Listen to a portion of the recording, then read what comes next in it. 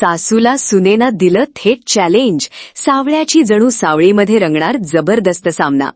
सावळ्याची जणू सावळी मालिकेत आता कथेला नवं मळण मिळणार आहे. अनेक वर्षांनी सावळी आणि तिलोत्तमा आमनेसामने येणार असून गुरुकुलाच्या जागेवरून दोघींमध्ये संघर्ष रंगणार आहे.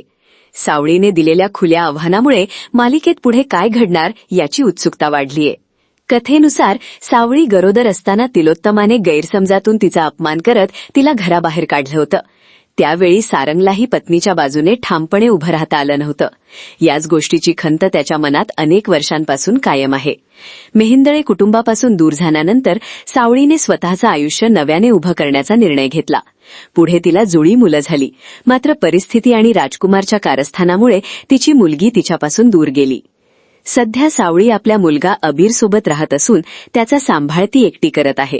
दुसरीकडे ओवी सारंगसोबत वाढत असली तरी तिची खरी ओळख अजून कोणालाच समजलेली नाही.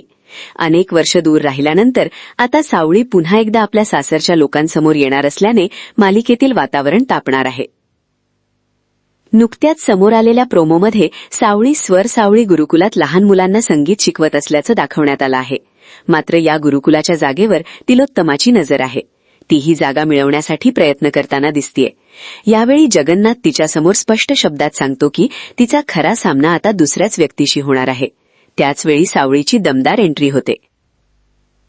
सावळी तिलोत्तमासमोर ठामपणे उभी राहत म्हणते की गुरुकुलाची एक वीटही हलू देणार नाही. तिच्या या शब्दांमुळे पुढील भागात दोघींमध्ये मोठा संघर्ष रंगणार हे स्पष्ट झालंय. तिलोत्तमा आता ही जागा मिळवण्यासाठी कोणता नवा डाव आखणार आणि सावळी त्याला कसं प्रत्युत्तर देणार याकडे प्रेक्षकांचं विशेष लक्ष लागलंय. याशिवाय तिलोत्तमाला अद्याप अबीरबद्दल काहीच माहिती नसल्याने पुढे त्याची ओळख उघड झाल्यावर कथेत आणखी मोठं वळण येण्याची शक्यता व्यक्त केली जात आहे.